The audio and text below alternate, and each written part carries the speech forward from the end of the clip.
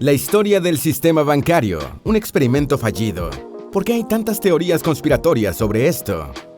Fue Bertolt Brecht quien dijo que es igual fundar un banco que robarlo. Seguramente, él guardaba su dinero bajo el colchón. ¿Dónde lo guardas tú? Tal vez ni siquiera concibas la pregunta porque lo guardas en una billetera digital. Pero incluso la más moderna y eficaz billetera digital copia un poco el modelo de los bancos. Más aún, hay cosas que no pueden hacerse en una billetera digital. Los gobiernos no pueden guardar sus reservas internacionales en una de ellas. Por ejemplo, ¿te imaginas al presidente de un país llamando al ministro de Finanzas para que le dé la clave de una wallet para poder pagar la educación pública? No creo. Por eso, al menos, hay un tipo de banco que no puede ser sustituido todavía. Hablamos de los bancos centrales, esos que emiten la moneda de un país y luchan incansablemente contra la inflación, y además, guardan las reservas. Hablando de reservas, ¿cuánto oro crees que haya en el Fuerte Knox? Tal vez ya no importe porque la riqueza tiende a desmonetizarse cada vez más y a transformarse en activos digitales. Esa tendencia ha hecho que algunos hayan decretado la extinción de los bancos en el futuro cercano. Presta atención para que puedas construir tu propia reflexión sobre la extinción de los bancos. Vamos a explicarte todo lo que necesitas saber. Antes de meternos a fondo, no olvides suscribirte a nuestro canal y activar las notificaciones para mantenerte al día con nuestras actualizaciones.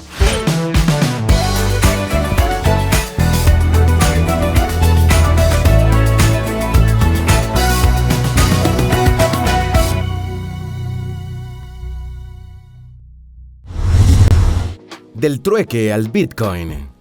Seguro que esta historia te va a gustar. Es la historia del dinero. Pero antes, ¿cuándo fue la última vez que pagaste algo con monedas? ¿Cuántas tienes ahora mismo en el bolsillo? Las monedas de metal son un medio de pago cada vez más en desuso y en interés solo de los coleccionistas. El salto de las monedas de metal a las criptodivisas de hoy tiende a ocultar la importancia de aquellas, un invento que cambió el curso de la civilización. Antes de la invención de la moneda, no había un valor de cambio aceptado por todos en el comercio. Es casi imposible describirle a alguien que usa monedas digitales y dinero electrónico las dificultades que esto impone. Lo primero era el problema de encontrar un valor equivalente cuando dos personas trataban de intercambiar productos diferentes. Otro problema era el de acumular riqueza. Si toda tu riqueza estaba en tu cosecha, por ejemplo, guardar granos u otros cultivos era riesgoso. Bastaba un incendio o un saqueo para que lo perdieras todo. Igual pasaba si tu riqueza se hallaba en ganado o sal. Por último, tenías la dificultad de no tener un valor de cuenta aceptado por todos. Como te habrás dado cuenta, estas son las tres funciones de una moneda: servir como medio de pago, valor de cuenta y moneda de reserva. Pero todos estos son conceptos que no entendería el hombre primitivo. Estos, sin embargo, usaron diferentes cosas como protomonedas, ganado, sal, cuentas hechas o conchas marinas, etc. Dentro de todos estos medios de pago, usados ancestralmente, siempre han destacado los metales. En todas las culturas antiguas, desde Egipto hasta Grecia, se encuentran vestigios de ello. La razón de privilegiar los metales como forma de pago se debe a que son durables, divisibles y portátiles. Estas tres cualidades son las del dinero físico. Por ello, la primera acuñación de monedas en el siglo VII a.C. tiene su origen en el uso del metal como medio de pago. Aún así, en su más remoto origen, pagar con metales no fue tan fácil. Durante siglos hubo que llevar encima las piezas de metal necesarias para las más diversas transacciones. ¿Te imaginas cargar encima kilos y kilos de oro y plata para pagar cada cosa que compras en tu rutina diaria? Así era. Y no solo eso, también debían cargar con una balanza para pesarlo todo. ¿Te imaginas pagarla a Disney Plus o a Netflix de esa forma? ¿Cuántos gramos de plata crees que valga ver WandaVision en streaming? Pero la invención de la moneda, pese al tremendo avance que representó, no resolvió otros problemas claves de la arquitectura financiera. Para eso sería necesaria la invención de los bancos primero y de los bancos centrales después. Sigue con nosotros, te lo explicamos de manera sencilla. Mejor que bajo el colchón. La leyenda oscura dice que los bancos tienen su origen en un negocio de pillos. Tal vez conoces la anécdota. Unos sagaces genoveses y venecianos usaban el dinero que les prestaban a ellos para prestarlo a su vez y ganar intereses. Como se sentaban en bancas en las plazas, se tomó el nombre de banco para designar el lugar por excelencia donde se intermedia dinero. Si alguno de ellos quebraba por impago de sus deudores o alguna razón similar le rompían su banca, de allí el término bancarrota. Pero hoy la historia es algo diferente. Los bancos existen, aunque de manera primitiva, casi desde la invención de la moneda por la sencilla razón de que proveían algo de seguridad. A fin de cuentas, acumular monedas en casa era tentador para ladrones de todo tipo. En la historia más remota, los templos servían de bancos. Primero, los monjes y sacerdotes de las más variadas religiones de Oriente Medio. Después, en el Mediterráneo fungieron como nuestros serios cajeros, que hoy ya están en extinción. Pero con el tiempo, los templos mismos guardaron el dinero en forma de moneda fuera de sus muros. Como en otras tantas cosas, los romanos perfeccionaron esta banca antigua ofreciendo el ejemplo más viejo de embargo por deudas. Luego vendría la Edad Media y con ella el negocio de la banca decayó durante siglos hasta que el papado lo revivió. A fin de cuentas, había que encontrar la pasta para financiar las costosas cruzadas. Sin embargo, es a los mercaderes italianos a los que le debemos el banco moderno. Esto fue producto de las exigencias del comercio. ¿Has oído hablar de los Medici? Hay una de nuestras entregas totalmente dedicada a ellos. Bien, esta familia florentina no solo fue mecenas de grandes como Leonardo da Vinci o Miguel Ángel, también fueron los banqueros más importantes al final de la Edad Media, tanto que su modelo fue copiado por media Europa, de Inglaterra a Alemania y de Suiza a España. Estos bancos de la era moderna son más o menos los que tenemos hoy, claro, con un nivel de automatización que no pudo imaginarse ni el más astuto de los Medici. A pesar de su fama de pillos, avaros, impíos y otros insultos, los bancos cumplen una función vital. Dentro de todas las clases de bancos destaca la que cumplen los llamados bancos centrales, y aunque solo 4 países o territorios autónomos en el mundo no tienen un banco central, en todo caso, ninguna nación industrializada funciona sin ellos. Entre otras cosas, los bancos centrales son los encargados de emitir la moneda del país, además de dictar la política monetaria del país, y frenar flagelos como la inflación y la devaluación. Pero para que entendamos su funcionamiento, debemos explicar un poco más sobre ellos. Tranquilos, vamos en camino. Bancos centrales, la lucha contra la inflación. La forma más sencilla de explicar la función de un banco central, es decir, que es la autoridad encargada de la política monetaria y crediticia de un país. Los bancos centrales cumplen esta función mediante operaciones de mercado abierto, ventanas de descuento o discount windows y cambios en los requisitos de reserva, entre otras cosas. Pero lo más importante son los objetivos que persiguen las políticas aplicadas por los bancos centrales. El primero y más importante de ellos es la estabilidad de la moneda. Una moneda estable es el pilar sobre el que se construye el resto de la economía. Tal vez ya sabes que lo opuesto a la estabilidad monetaria es su depreciación o apreciación descontrolada. La primera casi siempre se debe a la impresión de dinero por los mismos bancos centrales y se traduce en la temible inflación que tanto hemos analizado en anteriores videos. Mientras que la segunda hace que los bienes que exporta un país sean más caros, restándole competitividad. Eso afecta su balanza de pagos. Un banco central intenta, sobre todas las cosas, mantener una tasa de inflación baja en el largo plazo, fundamentalmente evitando imprimir dinero inorgánico. Esto significa que los bancos centrales deben impedir que crezca la oferta monetaria o la cantidad de dinero en una economía, de forma artificial no vinculada a la riqueza real, lo que se llama dinero inorgánico. Para los gobiernos es una tentación irresistible hacer que sus bancos centrales impriman dinero para tapar huecos fiscales. Si no, pregúntenle a Jerome Powell. El que un banco central tenga que prestarle al gobierno es un mal negocio. Bien, los hay peores. Entre todos los malos negocios que puede emprender un banco central, el de imprimir dinero inorgánico es el peor. Eso hace que los billetes terminen sirviendo de confeti y las monedas de arandelas. Zimbabue y Venezuela llevan décadas viviéndolo. El segundo objetivo de los bancos centrales es lograr una economía real estable. Esto se traduce en una tasa de crecimiento y de empleo alta, pero que además sea sostenible en el tiempo. El tercero y último objetivo es la estabilidad financiera y tiene que ver con tener un sistema de pagos eficiente y obviamente prevenir crisis financieras. Ahora bien, ¿cuál es el origen de esta institución?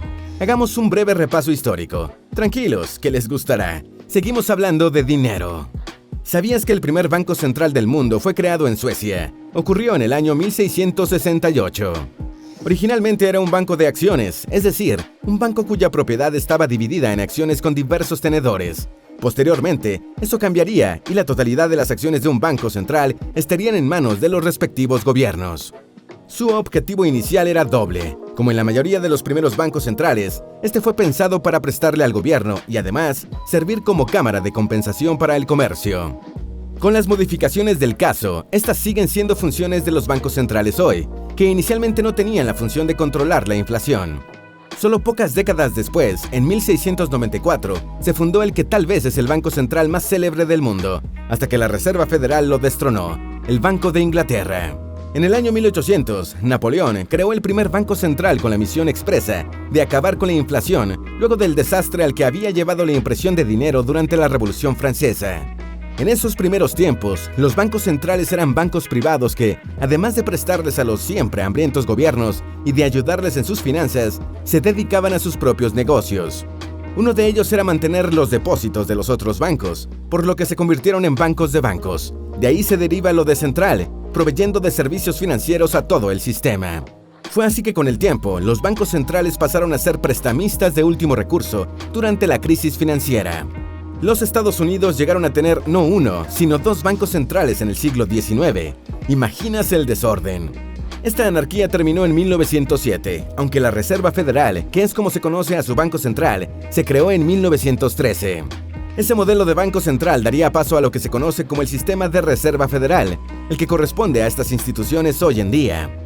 Inicialmente, estos bancos centrales modernos también tenían la función de administrar el patrón oro, que era el sistema que vinculaba el valor del dinero al de este metal para evitar que se depreciara.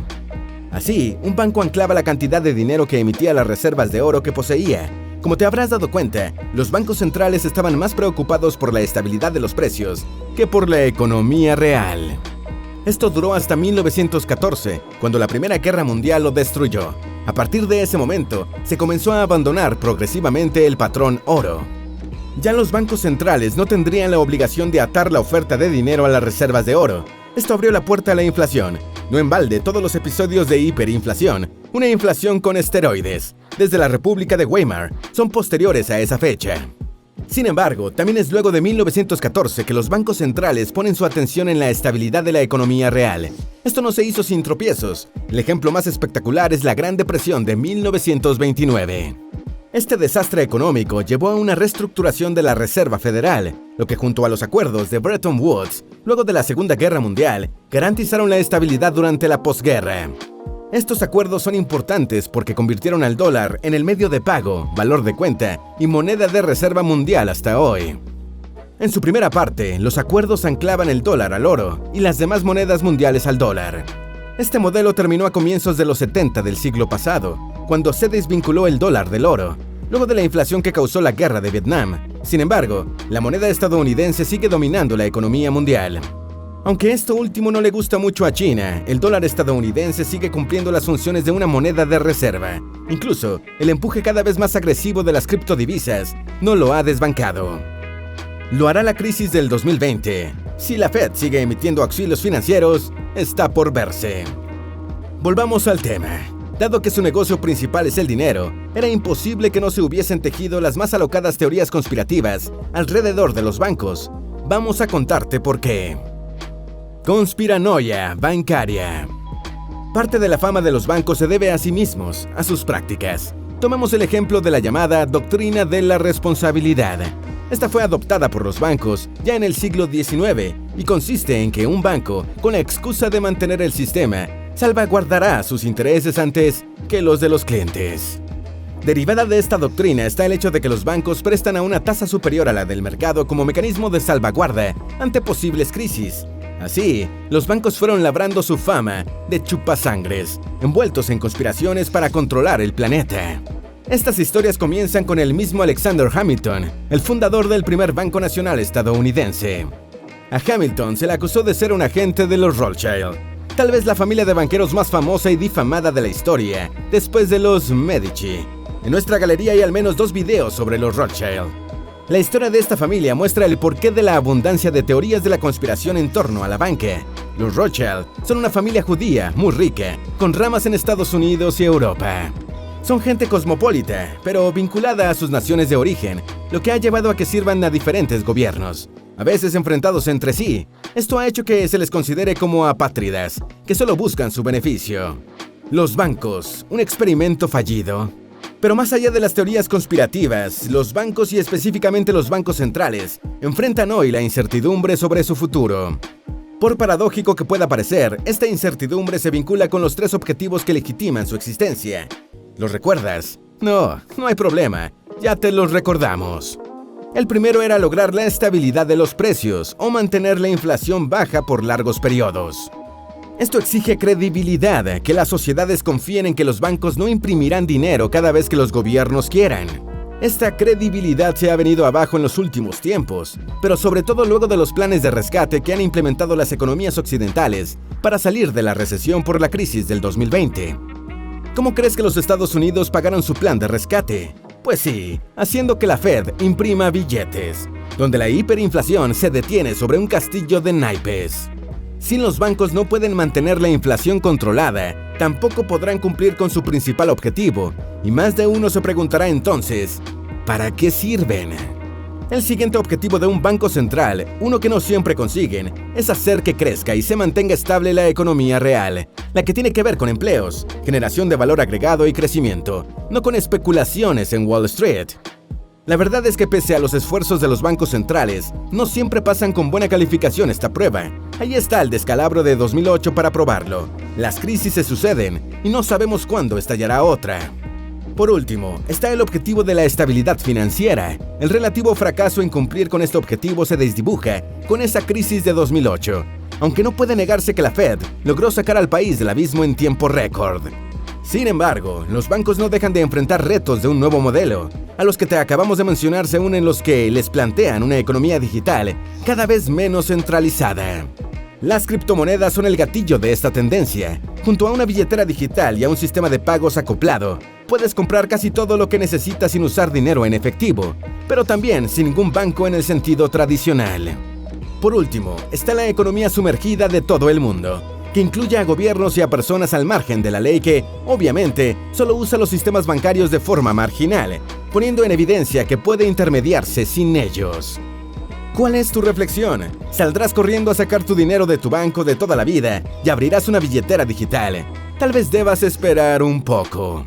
Sabemos que los países no dejarán de usar sus bancos centrales de la noche a la mañana. Estos les dan a los gobiernos un poder al que no están dispuestos a renunciar.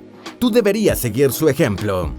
Igual, al menos en el banco tu dinero está asegurado contra robos. Bueno, al menos de los robos tradicionales que cometen ladrones armados, con máscaras y pistolas.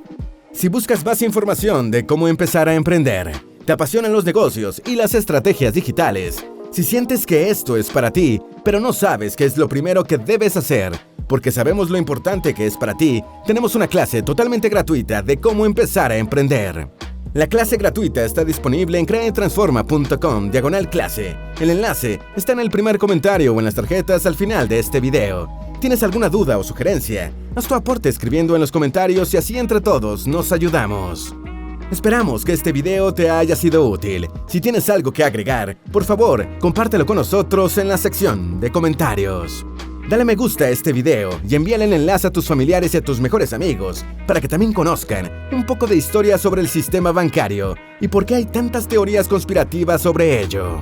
Si eres nuevo en nuestro canal, no olvides suscribirte. Recuerda, la vida siempre es mejor creando y dando valor al mundo.